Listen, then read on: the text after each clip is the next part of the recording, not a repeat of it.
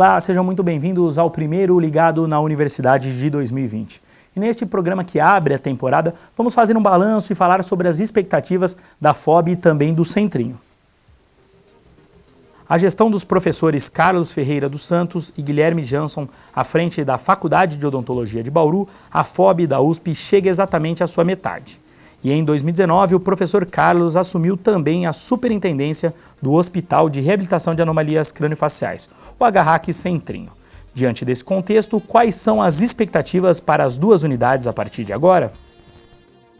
E para responder essa pergunta, estamos recebendo hoje aqui o professor Carlos Ferreira dos Santos, que é diretor da FOB e superintendente do Centrinho. Professor, primeiramente, muito obrigado por ter aceito o nosso convite hoje. Eu que agradeço, Vitor, é sempre um prazer falar com vocês da TV USP, sempre tão prestativos e parceiros e independentes de ser institucionais que procuram sempre trazer a verdade àqueles que nos ouvem e que nos assistem. Bom, professor, a gestão do senhor e do professor Jansson chegou à sua metade, né? Como que o senhor avalia esses 2 anos de gestão até agora? Quase a metade, né? Temos mais 25 meses. Então, praticamente chegamos à metade. A avaliação ela é muito positiva. Tivemos grandes avanços em relação ao que nós planejamos, o que nós apresentamos no nosso plano de gestão quando da eleição. E ficamos muito felizes que temos seguido à risca esse plano de gestão, que foi algo inédito em todas as eleições para dirigentes na Universidade de São Paulo.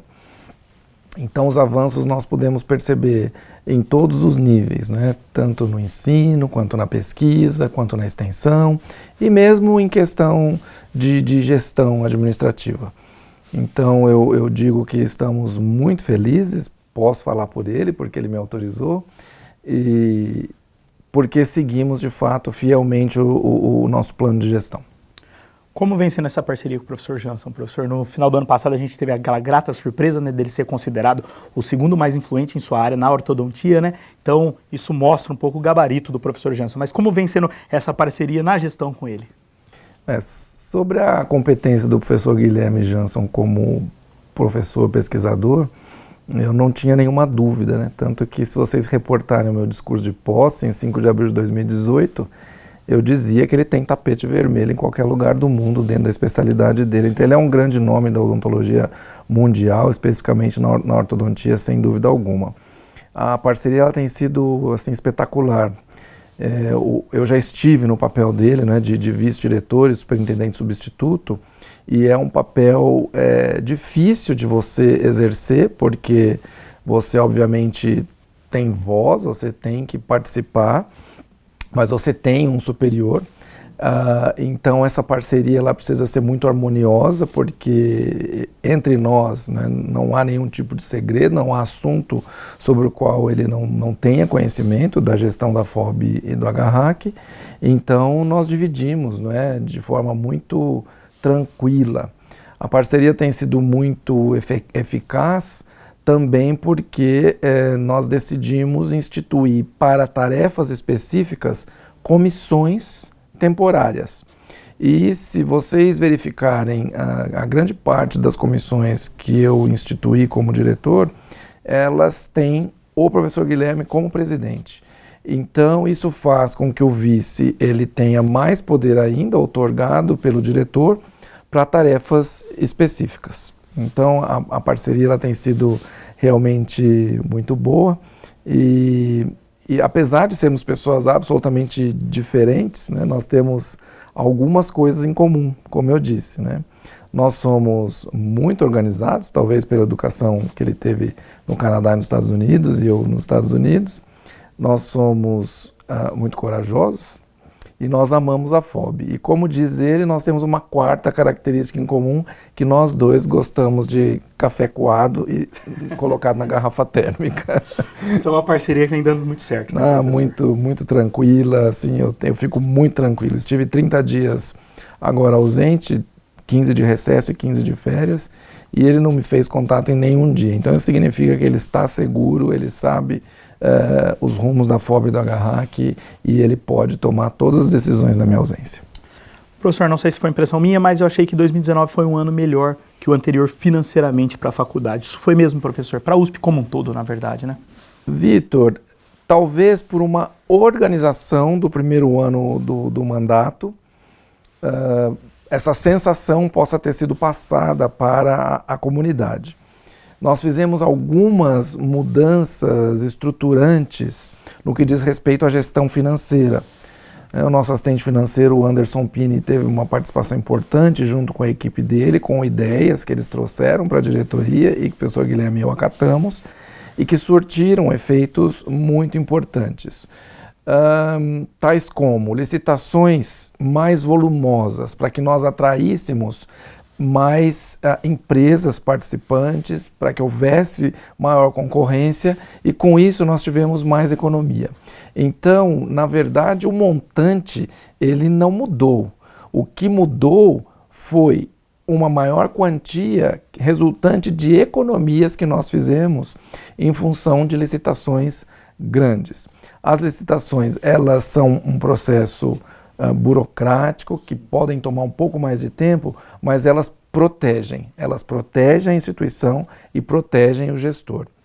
E é algo que é muito incentivado, estimulado pelo Tribunal de Contas do Estado e pela reitoria da USP. Então, a equipe financeira, sob o comando do Anderson Pini, tem feito todo esse esforço. Tudo que for possível licitarmos, nós vamos licitar, porque a experiência mostrou, desses 2 anos, agora eu posso dizer, que com as licitações nós conseguimos economizar, né, em referência, em relação àquilo que inicialmente estava previsto para ser gasto, e com a economia nós podemos realizar outros projetos presentes lá no plano de gestão e que ficam em lista de espera para que nós possamos realizá-los conforme disponibilidade orçamentária. Professor, Odontofono, a gente não precisa falar muito, todo mundo conhece a força da Odontofono, com 2 cursos muito consolidados e respeitados. Medicina, novidade. 2019 foi um ano um pouco turbulento em relação à medicina. Ficou nos holofotes aí, principalmente até fora aqui da USP, né? Queria que o senhor comentasse um pouco desse período e também falasse que se isso mostrou um pouco a força do curso, né? Porque terminamos com uma boa notícia, até o curso sendo muito bem avaliado aí, né? Vitor, eu agradeço a sua pergunta. Eu vou dizer que mais do que a força do curso, 2019 mostrou a força da FOB para a medicina. Ainda que temporariamente, o curso é da FOB. Sim. Quem responde por qualquer problema ou qualquer sucesso é o diretor da FOB. Então, a necessidade de colocar na medicina a filosofia da FOB, que já existe nos cursos de odontologia e fonoaudiologia, foi algo que a direção entendeu como imperioso. E o trabalho foi nesse sentido. Então, passado esse período em que se entendeu que o curso de medicina é da FOB, até que seja criada a Faculdade de Medicina de Bauru, os 3 cursos precisam estar alinhados dentro de uma mesma filosofia. E é óbvio, então, como os 57 anos da FOB tem uma história, né, de grandeza, de muita disciplina, como eu falei, de muita hierarquia, de muita obediência às prerrogativas da reitoria, das pró-reitorias. Isso foi feito e toda a comunidade interna entendeu e, obviamente, quando a comunidade interna se acalma, externamente isso também aparece. Então, foi um ano de muito amadurecimento, eu digo, para todos nós. E repito, mais que a força do curso, mostrou a força da FOB. É óbvio que os resultados da concorrência no vestibular da FUVEST, eles muito nos animaram. Hoje o nosso curso é o segundo mais procurado dentro da FUVEST. São Paulo, a Medicina com 129 candidatos por vaga e Bauru com 125 candidatos por vaga. É um empate técnico, né? E é óbvio que isso nos alegra muito. E houve ações, é óbvio também, para que o curso fosse divulgado. A TV USP teve um papel muito importante nisso e outros órgãos da imprensa, iniciativas do próprio alunado. Então os estudantes conceberam, por exemplo, o primeiro workshop do curso de medicina, que foi cadastrado na Pró-Reitoria de Cultura e Extensão e teve a participação de 25 alunos do estudo médio de escolas privadas e 25 alunos de escolas públicas, que estiveram aqui conosco no sábado, das 8 às 13 horas, em atividades que puderam mostrar a estrutura do curso. Então, parece que é uma ação pequena, mas esses 50 alunos que estiveram conosco, estudantes de estudo médio ou de cursinho, eles foram multiplicadores. Sim. E é assim que nós preferimos trabalhar, né? Mostrando essa força, essa organização e as estruturas, né? Todos os benefícios que o estudante de medicina, de odonto ou de fono possam ter a se tornar nosso aluno, eles vão aparecendo.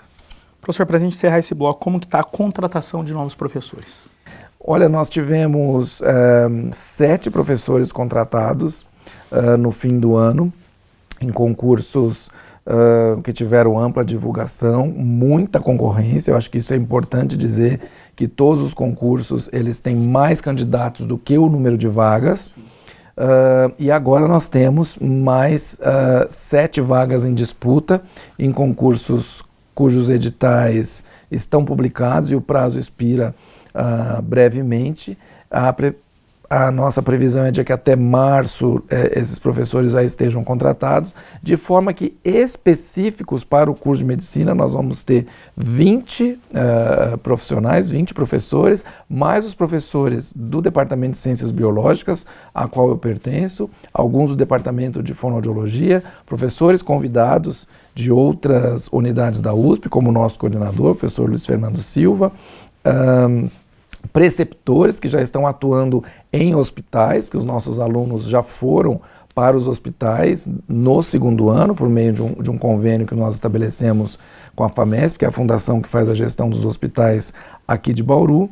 Então, esse é um aspecto bastante positivo, as contratações estão acontecendo, o corpo docente está se formando e essa filosofia FOB, ela está sendo implementada inicialmente. Ok, professor, vamos fazer um breve intervalo. Ligado na Universidade, volta daqui a pouquinho.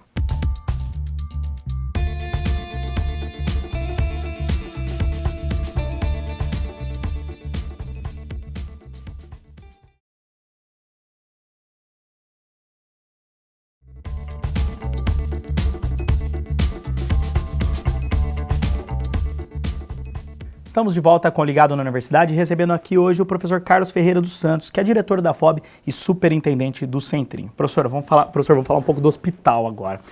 O ano que passou também foi de mudanças para o Centrinho, né? Queria que o senhor falasse um pouco desse contexto, como que está o Centrinho hoje.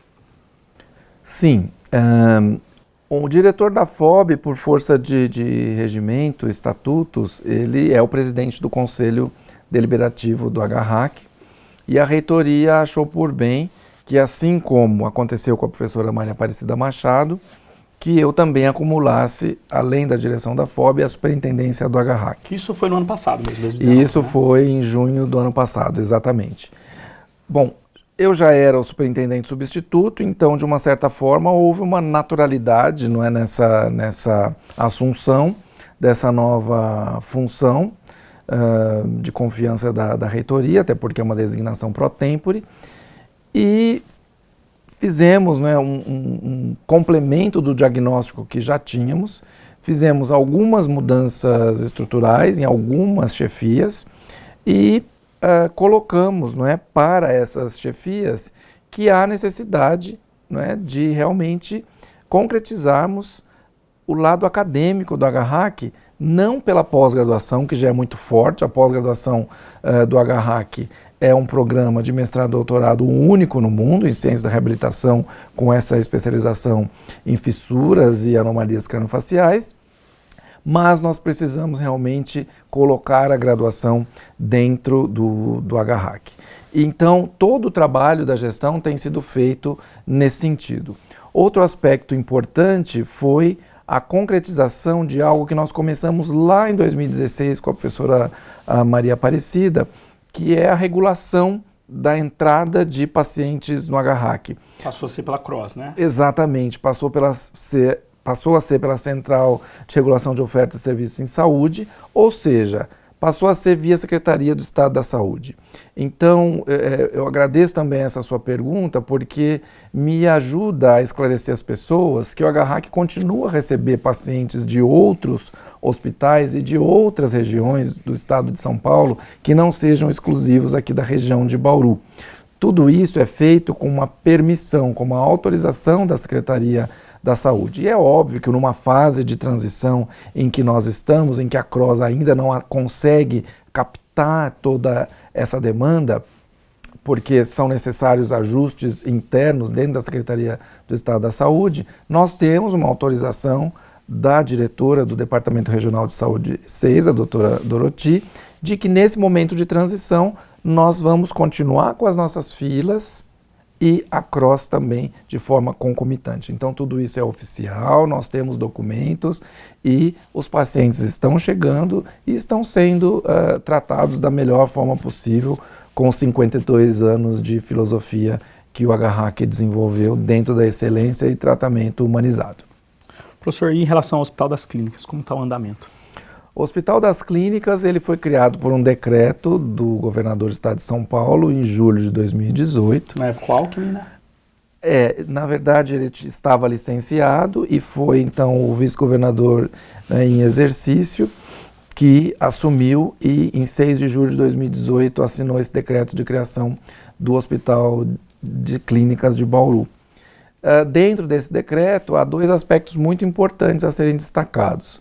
O primeiro era de que o Hospital das Clínicas absorverá todo o trabalho do HRAC, assistencial, acadêmico, enfim, tudo que se desenvolve hoje dentro da HRAC. E segundo, que seria criada uma comissão para que apresentasse, não é, uma proposta de acordo de cooperação. Uma primeira comissão foi instalada, um primeiro acordo foi inclusive assinado pelo então governador em exercício e o nosso reitor, mas em 2019 esse acordo ele foi revogado e uma nova comissão foi nomeada com a minha presença, a presença do professor Luiz Fernando Silva, nosso coordenador, e o Dr. Carlos Eduardo Trevisan de Lima, é um procurador do gabinete da reitoria da USP, representando a USP, e 3 pessoas da Secretaria do Estado. Essa comissão tinha um prazo para apresentar uma nova proposta de acordo de cooperação, nós cumprimos à risca esse prazo e a proposta de acordo feita por essa comissão está em análise em ambas as instâncias, tanto na Secretaria do Estado da Saúde quanto na Universidade de São Paulo. Então, nós fizemos a nossa parte, então aguardamos aí essa tramitação nos jurídicos, tanto da Secretaria do Estado quanto da Universidade de São Paulo. Então está em andamento, não tem nada parado. Está em andamento, não tem nada parado. A proposta desse acordo era de que a Secretaria assumisse o hospital em 31 de março de 2020, então não cabe a mim dizer se esse prazo vai ser respeitado ou não. Enquanto comissão, nós apresentamos a proposta e cabe então ao secretário do Estado e ao magnífico reitor a assinatura desse acordo e ter o início dele estabelecido. Professor, em 2019 também a gente percebeu um estreitamento ainda maior com a Smile Train, né? A parceria começou lá atrás, mas está cada vez mais estreito esses laços, né? Queria que o senhor comentasse um pouco sobre isso. Sim, eu sempre sou repetitivo em dizer que a entrada da Smile Train, essa parceria da Smile Train com a HRAC, foi algo pelo qual a professora Maria Aparecida Machado lutou muito enquanto superintendente, e hoje nós temos uma parceria que foi viabilizada, reconhecida pela universidade, que tem a participação também da Fundação da USP, a FUSP, para a gestão financeira, o que é muito importante em termos de complemento, não é? de cofinanciamento de um serviço que é totalmente público. A Smile Train é uma organização filantrópica internacional, né, sem fins lucrativos, que tem sede em Nova York. E no ano de 2019 nós tivemos a grata satisfação de ter, digamos, os 2 nomes mais fortes da organização nos visitando. A primeira é a Susana Schaefer, que é a CEO e diretora executiva, né, portanto, e também o Dr. Ollier, que é o chefe da equipe médica. Eles vieram em situações distintas, por momentos distintos, cada um, obviamente, teve a sua impressão, e hoje, então, as, digamos, propostas de melhoria desse cofinanciamento, elas são bastante reais, e nós vamos trabalhar de forma oficial para que, digamos, um aporte financeiro maior possa ser concedido para que o nosso serviço seja mantido. Acho importante também esclarecer para quem nos assiste e nos ouve de que esse complemento financeiro da Smile Train, ele tem sido usado para o maior gargalo que nós temos hoje no hospital, que é a contratação de anestesistas. Esse dinheiro que a Smile Train coloca, não é, para que o hospital possa utilizar, ele tem que ser usado exclusivamente para cirurgias de fissura de lábio e palato. Ocorre que nós tivemos uma diminuição no quadro de anestesistas da ordem de 50%, eram 12, hoje são 6, e há momentos em que há licenças, enfim, sem tirar a parte de férias, né, que são direitos dos trabalhadores. Então, esse gargalo de diminuição do número de anestesistas, que é o primeiro, digamos, a primeira peça do dominó da cadeia, se eu não tenho anestesista, eu não consigo, né, desencadear todo o resto quando se fala em cirurgia.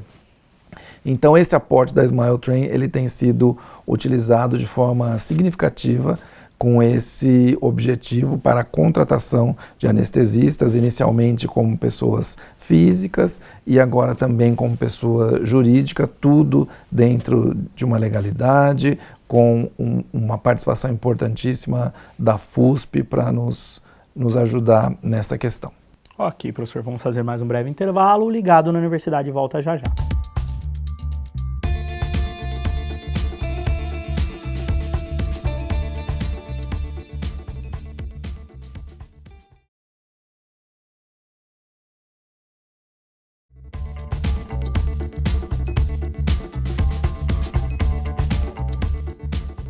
Estamos de volta com o Ligado na Universidade, hoje recebendo aqui o professor Carlos Ferreira dos Santos, que é diretor da FOB e superintendente do Centrinho.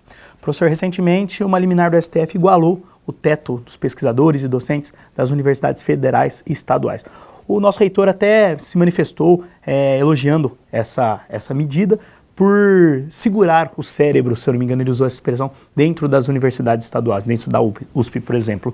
Como que o senhor analisa o impacto disso, inclusive aqui na FOB? Vitor, o impacto ele é muito positivo.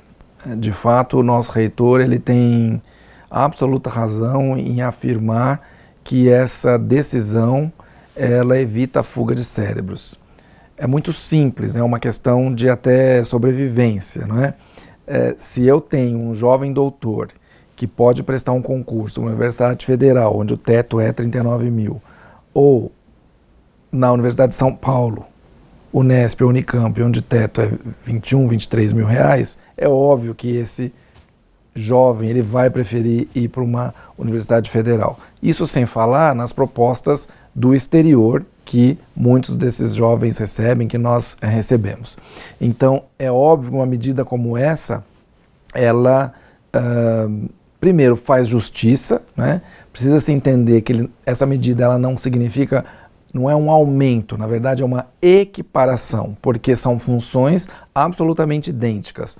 Por exemplo, na cidade de São Carlos, o que um docente da Universidade Federal de São Carlos e que um docente da USP fazem é absolutamente idêntico. Ele faz ensino, faz pesquisa, faz extensão, só que a remuneração ela tem tetos absolutamente diferentes. Então, é uma questão de justiça, é uma questão de equiparação e que tem, sim, um reflexo muito positivo, não é? Para que as pessoas se animem, para que elas sintam que elas têm uma remuneração compatível, não é, com aquilo que elas realmente fazem. Acho também importante dizer que os nossos salários eles são colocados no portal da transparência, mas eles são colocados os valores brutos.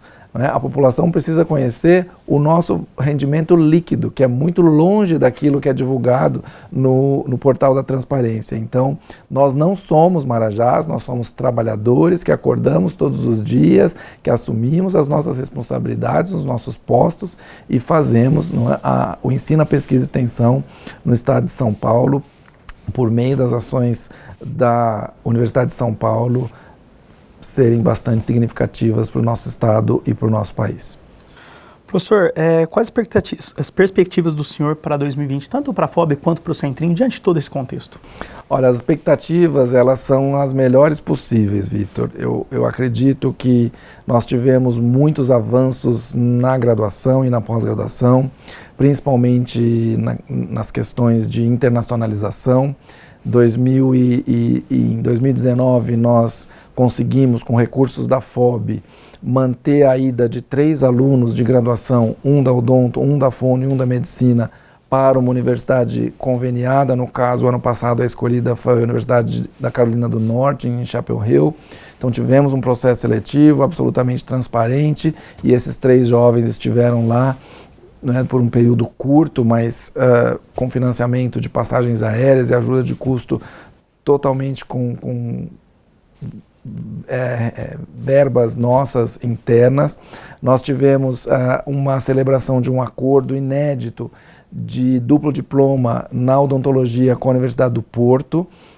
A aluna selecionada foi a Júlia Braus, ela está indo agora, dia 4 de fevereiro, para a Universidade do Porto, ficará lá durante 1 ano e meio e após esse período ela vai ter o diploma dela expedido em odontologia pela FOB USP e em medicina dentária pela Faculdade de Medicina da Universidade do Porto. Agora, em março, eu estou indo, além de ir para a Universidade do Porto, em celebração ao aniversário da Universidade do Porto, no dia 23 de março, no dia 25 eu participo da primeira defesa de cotutela de uma aluna da FOB, na Universidade de Groningen, na Holanda. É uma orientada da professora Flaviana, nossa aluna Thaís, que vai ter o seu título, então, de doutora, tanto pela FOB USP quanto pela Universidade de Groningen. E ainda esse ano, uma aluna minha, a Thaís Garbieri, também vai ter seu duplo diploma em cotutela de doutora pela FOB USP e pela Universidade do Porto. Nós também temos ainda para a graduação a primeira expedição para o distrito de Calama, no projeto FOB USP em Rondônia, com a participação de estudantes da medicina. Então é a primeira edição em que alunos da medicina vão participar, junto com os de odontologia e fonoaudiologia. No sábado eu me juntarei a eles. Um momento histórico, então, de um projeto que já vai para o seu 18º ano e é muito belo, né? Estive lá o ano passado em 2 ocasiões, em janeiro e em julho, em Montenegro e Calama, respectivamente, e agora estarei novamente, inicialmente agora, fim de janeiro, início de fevereiro, em Calama. São perspectivas muito boas, finalizando algumas reformas que foram iniciadas no ano passado e as reformas já estão prestes a serem entregues, da endodontia e a primeira fase do departamento de fonoaudiologia. Temos muitas reformas e uma grande obra que deve ser iniciada esse ano, que é o Laboratório de Pesquisas Clínicas do curso de fonoaudiologia, um projeto moderno, arrojado, em que parte da estrutura da clínica de fono vai ser utilizada. Então é uma novidade que a gente vai anunciar aí em breve, né, para toda a comunidade. Então, somente aspectos positivos eu vejo. Em relação ao HRAC, eu gostaria de tranquilizar os servidores técnico-administrativos do HRAC. A proposta que foi apresentada pela comissão, da qual fazemos parte, professor Luiz Fernando Silva, Dr. Carlos Eduardo Trevisan de Lima e eu pela USP, a proposta ela protege a Universidade de São Paulo. Ela protege o que foi construído durante 52 anos de trabalho, não é, por trabalhadores que passaram pelo HRAC e nós que hoje estamos. Então, tudo que existe será mantido. Não é? Então, isso é algo que eu posso dizer que o professor Luiz Fernando e eu apresentamos essa proposta à secretaria. E essa proposta que está sendo analisada. Então, não há o que temer, não há nada digamos, ficar pensando em possibilidades. Tudo vai ser feito de forma tranquila. Assim que o acordo for assinado, será instalada uma comissão de transição. O novo superintendente será escolhido em acordo da Secretaria do Estado e da Reitoria da USP. Então, tudo de forma muito harmônica, muito pensada. Então, eu peço calma à comunidade do Agarrac, que continuem nos dando esse crédito, que continuem trabalhando de forma muito dedicada, como tem feito ao longo dos últimos 52 anos, porque cabe a nós manter a excelência do Agarrac e, como gestor, esse é o meu papel, de garantir que essa excelência seja mantida, ainda que seja com um financiamento praticamente exclusivo da Secretaria de Estado da Saúde no que diz respeito ao serviço, já que a folha de pagamento ela continuará a ser honrada pela Universidade de São Paulo. Todos os servidores USP continuarão USP. E isso é um compromisso que a reitoria assumiu e reafirma, não é, veementemente em várias ocasiões, e é isso que está colocado no acordo, na proposta do acordo de cooperação. Professor, queria agradecer o senhor mais uma vez. Muito obrigado pela sua participação conosco. Eu que agradeço, Vitor, e eu acho importante, não é, essas ocasiões em que nós temos oportunidade de falar com a comunidade, né? A TV USP ela é muito bem assistida, a audiência e é uma audiência muito seleta. Também temos o programa sendo, não é, mandado aí por meio da TV Câmara, por meio do convênio, né, que a Prefeitura do campus tem com a TV Câmara para várias cidades da região. E estamos aqui trabalhando todos os dias na gestão da direção da FOB, da Superintendência da Agarrac. E se houver dúvidas, as pessoas podem nos abordar, podem nos perguntar, porque de nós apenas a verdade é que vai ser dita e que é assim que o gestor público tem que trabalhar. Eu agradeço a oportunidade. Muito obrigado. O Ligado na Universidade de hoje fica por aqui. Esperamos que tenham gostado e até a nossa próxima edição.